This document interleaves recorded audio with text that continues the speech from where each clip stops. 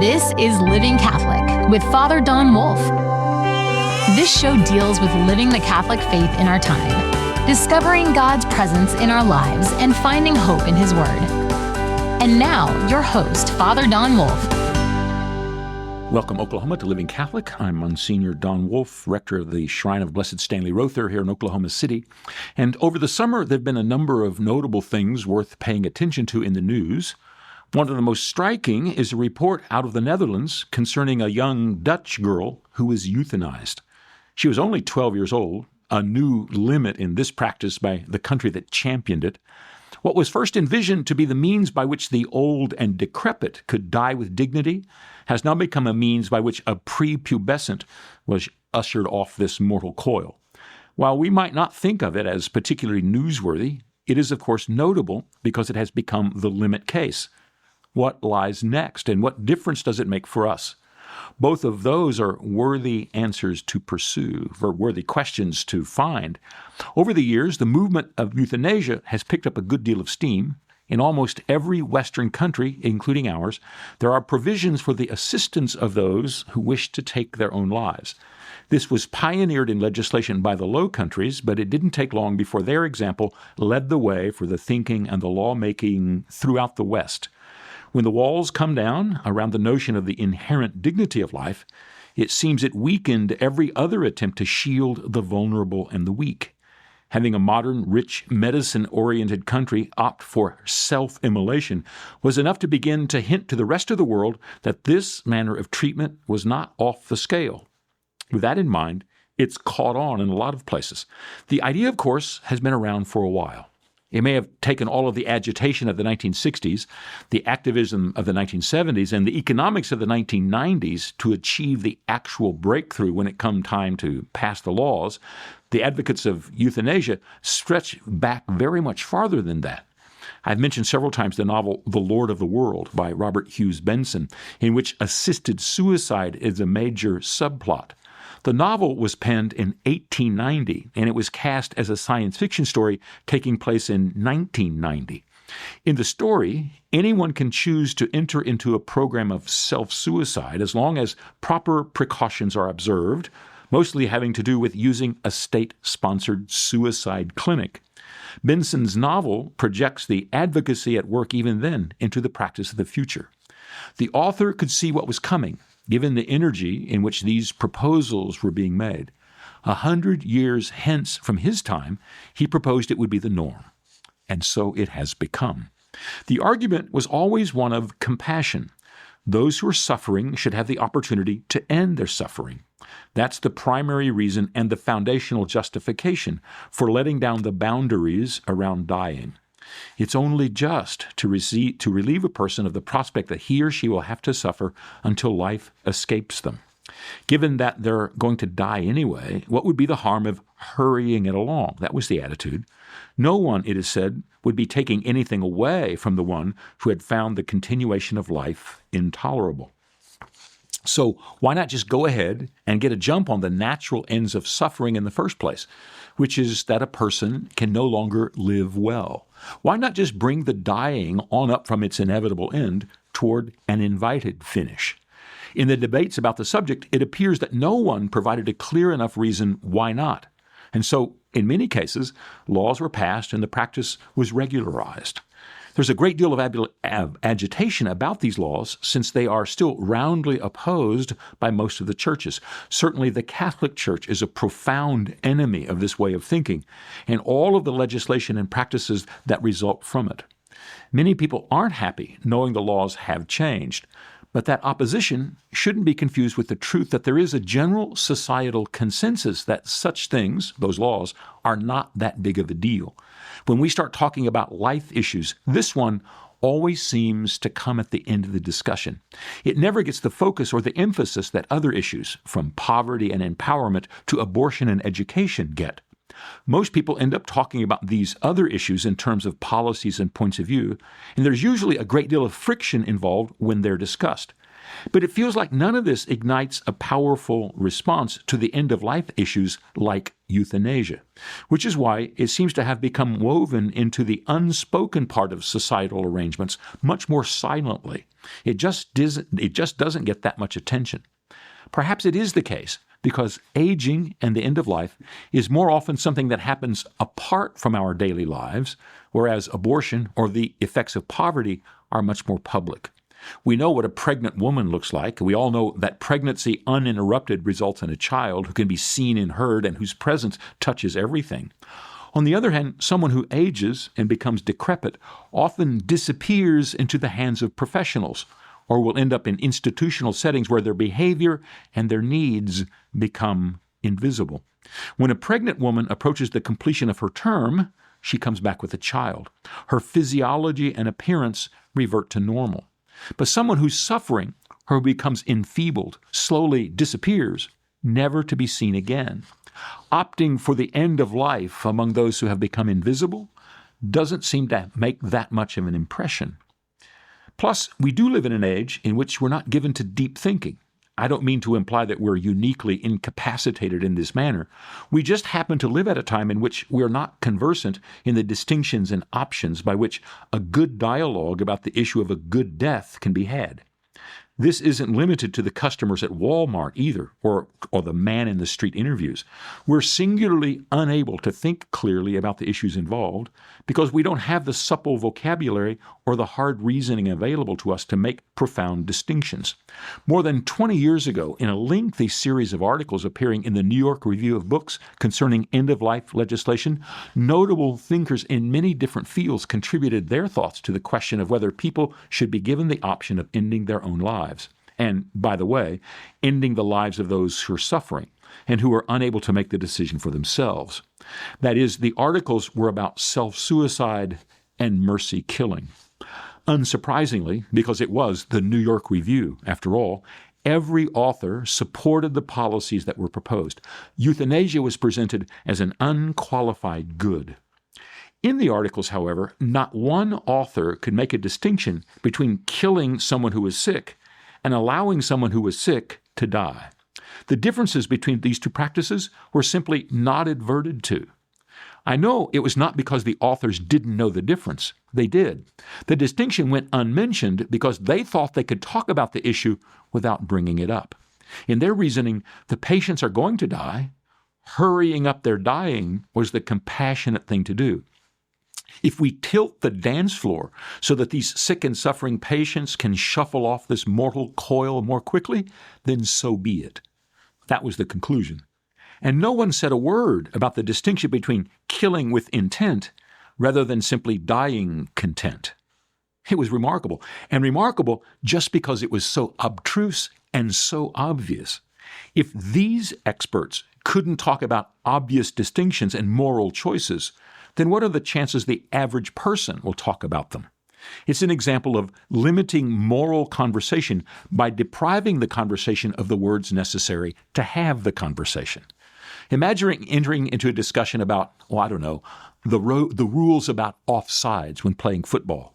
If nobody makes the distinction between American football and soccer, you don't have the language to describe the differences. You, in fact, don't even have the language to describe the issue.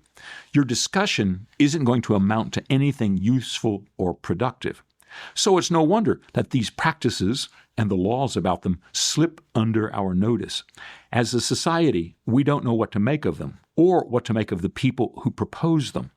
And we're pretty comfortable with the arguments about compassion, since we all want to be compassionate. So there's not a lot of notable pushback that we can get behind. Self-suicide and euthanasia are all about compassionate responses. So we hear what we can do, and societally, we get busy and do it. And the results are in.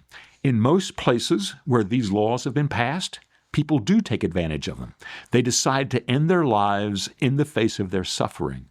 And all seems to go well enough within the medical establishment to facilitate those who want to exercise this option in their lives. Doctors are consulted, determinations are made, decisions are rendered, the appropriate means are procured, and all proceeds according to description. Someone facing a life-ending condition is helped along by these measures. it all seems to go pretty well. At least no one faces the prospect of needless suffering and prolonged pain. Compassion, it appears, wins. But of course, that's not the end of the story. It never ends this way. Thus, we get the 12-year-old who was euthanized this last summer. The formula was not quite as straightforward or quite as antiseptic as first envisioned by those who proposed these means. When the laws were being debated, no one mentioned that they could be used to kill someone who had not yet reached middle age, much less who had not yet come to adulthood. It didn't take all that long for a law proposed to relieve the intolerable suffering as the consequence of old age to be used to relieve older people of the intolerable burden of caring for someone too young to yet have had a kiss. It always happens this way.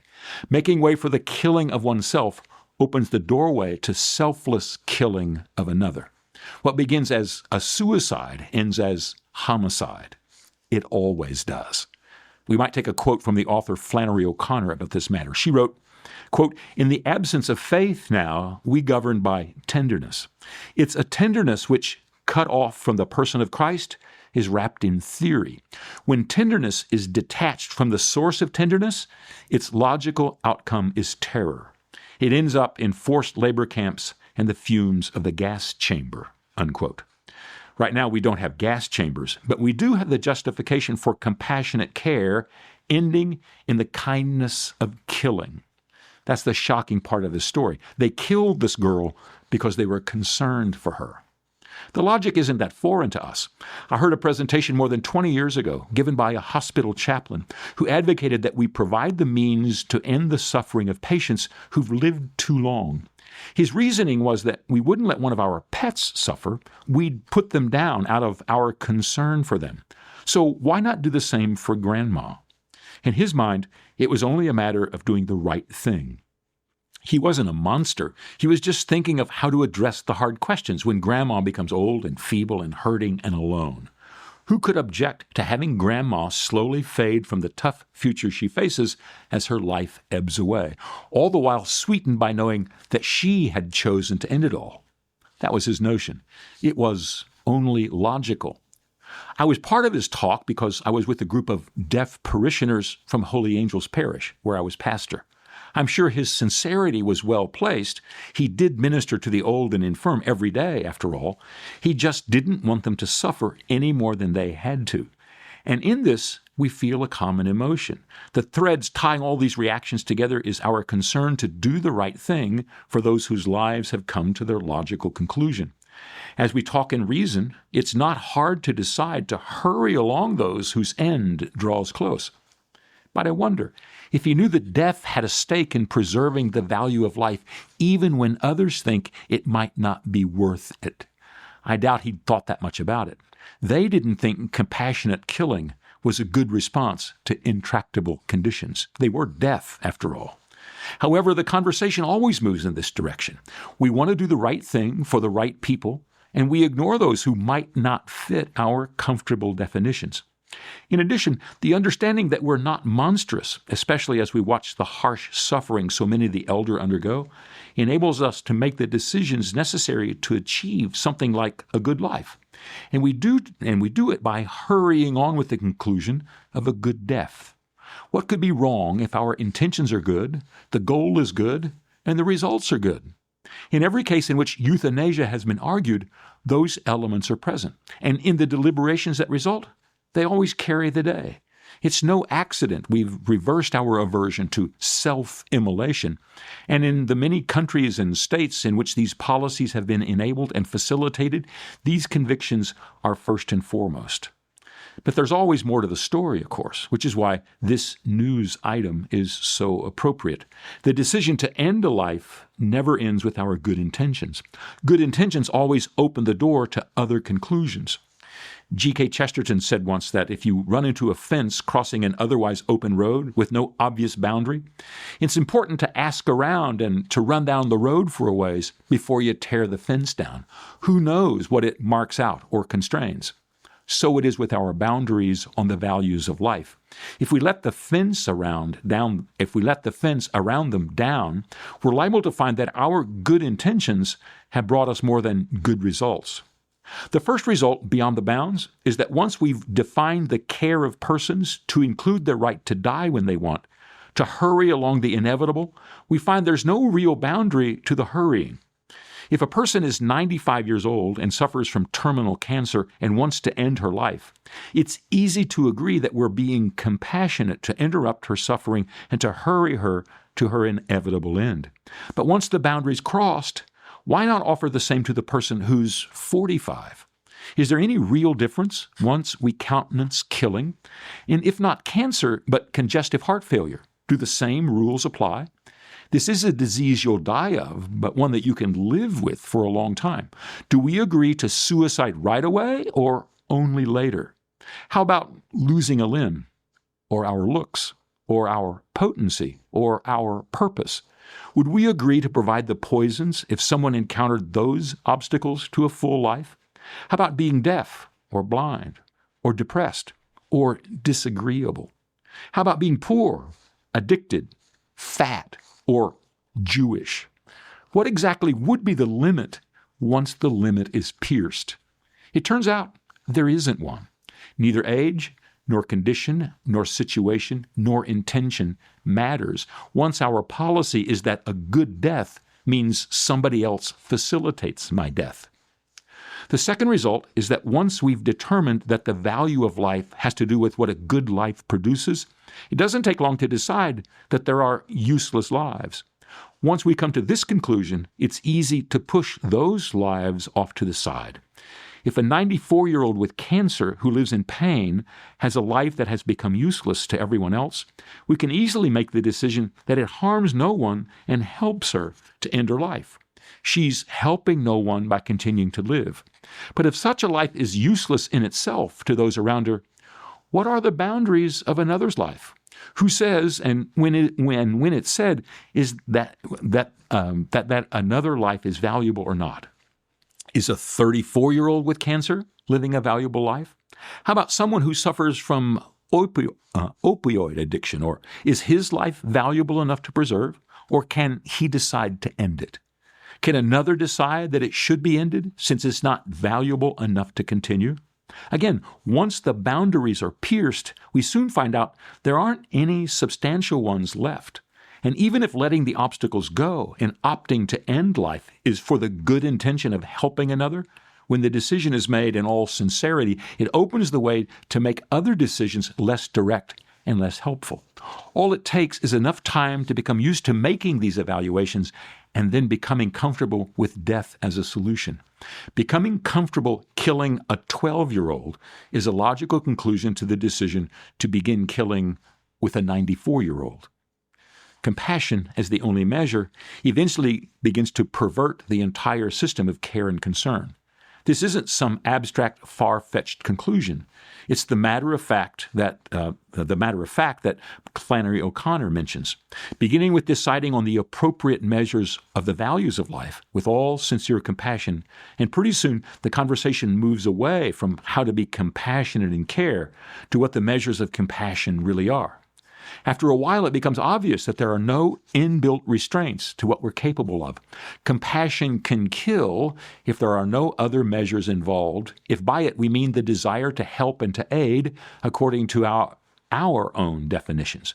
We won't be able to help ourselves. We'll begin to craft a definition in line with what we want of another, rather than what the other demands of us. This change in perspective, focusing on our own response rather than on the needs or the value of another's life, is like putting sand in a transmission. It causes the gears to wear and then fail. This is especially true of the medical establishment that thinks only on the most basic and explicit level. A personal evaluation of a situation or a difficulty can be intricate in its awareness of the many factors or levels of complication and nuance. But when a bureaucracy becomes involved, all nuances easily go out the window. Only the most basic and straightforward factors become important in the decisions made. For example, in the process of decision-making about assisted suicide, for example, the intended policy of being compassionate didn't take into account that killing a patient is a lot cheaper than caring for her. As we opt for compassionate care by turning suffering into suicide, focusing on relieving pain is good. But it doesn't take long before everyone understands that a cold corpse is easier to handle than a fragile patient. And in a profession always overburdened by expanding needs, it becomes no more than the effect of gravity to begin moving toward the lowest point. It becomes easy to decide that real compassion is to eliminate the one who needs the most attention. Once compassion begins to include killing, it doesn't take long for killing to become a preferred option. And it doesn't take long to justify it either. After all, if we look at the care of others in terms of the allocation of resources, it's easy to create a formula in which real compassion is exercised by directing what we have toward those with the best chances. This decision for true compassion then allows us to decide those others who are left on the other side of the line of efficiently useful treatment are not valuable enough to deserve care. And once that decision is made, all strictly in line with what's compassionate and useful in the whole process of care, it doesn't take long for treatment to include assisted dying. Once assisted dying is an option, it's only a short distance to assisted killing. After all, if we're doing everyone a favor in the long run by helping inefficient patients to end their own lives, we certainly can be helpful by directly ending the lives of those whose inefficiency includes their unwillingness to die. Assisted dying quickly becomes assisted killing, which is Flannery O'Connor's point. It's also the explicit history of this topic. Institutional assistance in suicide becomes bureaucratic insistence on death. This is simply the measure of money and resources. It's not that hard to imagine what can result when other factors are woven into these decisions, as they always are. When grandmother begins to understand that assisted suicide, as defined as something compassionate and helpful, she can feel burdened by knowing that her life might be taking something away from her grandkids. So she can feel the imperative from their needs to go ahead and take her own life for them. Compassionate killing isn't only from the ones who benefit, but also from the ones victimized. And it's a short journey from what grandma thinks about herself and what she can do for her grandkids, to have the grandkids beginning to expect grandma to make the right decision right now. If the hovering expectation is for a loving grandmother to do what's correct and just and decent, it's only opposite for her to decide to say goodbye at the appropriate time. And from that common practice quickly becomes the expectation that if grandma can't decide on her own, others could compassionately help her reach the right conclusion. This is simply one of the effects when care includes in its armamentarium of treatment the power of death. When killing becomes a treatment, it certainly will be prescribed. And we all know that it doesn't take long for treatment to move from option to imposition. After a while, a generation or two at most, compassionate treatment will become coerced conclusions, letting down the boundaries between letting die and killing, and soon killing becomes unstoppable. Compassion, apart from the origin of compassion, leads to the gas chamber. Well, if not the gas chambers exactly right now, then to the hospital bed where a 12-year-old is exterminated because her life doesn't measure up to our yardstick. Remember, these elements in the practice of assisted dying are not theoretical. They're already in place. Medical assistance in dying in Canada already accounts for 1 in 20 deaths there nationally. That might not seem all that great, merely 5%. But when it was promoted and enacted, it was described as being an option only for the last resort in treatment, to be done only very, very rarely. The percentage has grown every year. We all know it will become larger and include more people, especially as health care costs rise. Most especially, we know it will include a wider and wider swath of the population, not just the elderly, the terminal, or the hopeless. Self-suicide becomes the culture of suicide, which becomes the suicide of culture. It's happening now. The other curious part of this promotion of compassionate killing is that it involves those who are doing the promoting in intimate and powerful ways. It is possible to promote abortion, for example, and be unaffected by the outcome of that promotion. If you're not pregnant or involved with someone who is pregnant, the question about abortion would at least be one remove away from the practical decision-making you have. But euthanasia and its ultimate outplaying of assistance killing has the potential to affect everyone. Those who promote this option in society are certainly the ones who can be empowered and threatened by its impact in their lives. Why would someone promote killing of oneself that soon leads to the killing of others if it ultimately makes his or her life more vulnerable? In Robert Hugh Benson's novel, one of the main characters is a legislator who has promoted assisted suicide his whole career. After a series of unfortunate decisions, his wife decides to kill herself at one of the local suicide clinics. She does this without talking to him. It's her decision after all, and she does it in order to protect her husband's reputation from her wild thinking, which includes her flirtation with religion, especially her thoughts about becoming a Catholic. In the novel, her husband is first depressed and then outraged when he finds out what she's done. His promotion of the practice never once included the notion that it might touch him personally. For him, it was always about having control over your own life. When he found out the right included having someone decide that his need for control cost another her life, he's dumbfounded. Those who promote self-killing continue to imagine their personal boundaries are safe. They never imagine the power in piercing those boundaries might consume them. But of course, it will. If we want to be truly compassionate, our decision-making has to include protecting those advocates from themselves by protecting everyone from their policies. In protecting the value of life, we protect our own lives from our wildest and most immoral selves. The life we save will be our own. Back in just a moment.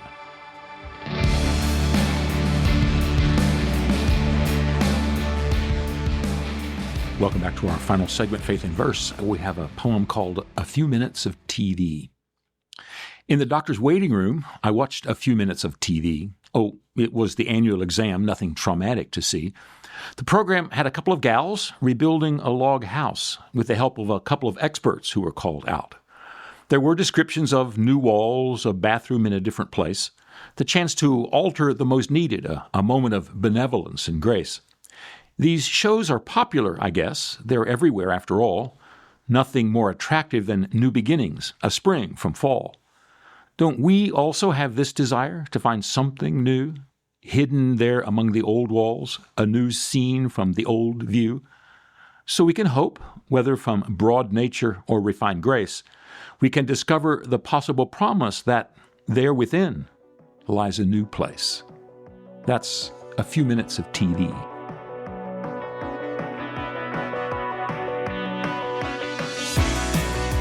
We're here every week. I hope that you can continue to join us in exploring what it means to be Living Catholic. Living Catholic is a production of the Archdiocese of Oklahoma City for Oklahoma Catholic Radio. To learn more, visit okcr.org.